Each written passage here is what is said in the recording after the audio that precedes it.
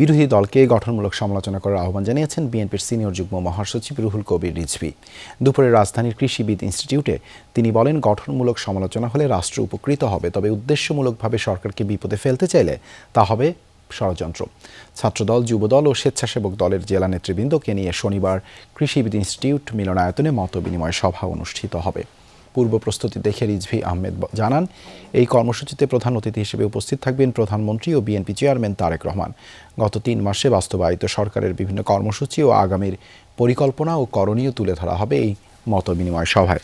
বিরোধী দল যে সমালোচনা করছে এটা অমূলক কিছু নয়, এটা করতে পারে, কিন্তু ঘটনা হচ্ছে যদি আমি উদ্দেশ্যমূলকভাবে সরকারকে বিপদে ফেলার জন্য আমি বিভিন্ন কর্মসূচি নিব এবং ওই কর্মসূচির জন্য অবান্তর মিথ্যা কথা বলে যাব, যেটা শেখ হাসিনা করতো, মানে ক্ষমতায় থেকে বা ক্ষমতার বাইরেও আমরা যখন দেখেছি মানে কত মিথ্যা কথা বলেছে, কত কিছু বলেছে, তো সেইটা যদি হয় তাহলে সেটা হবে ষড়যন্ত্রের অংশ।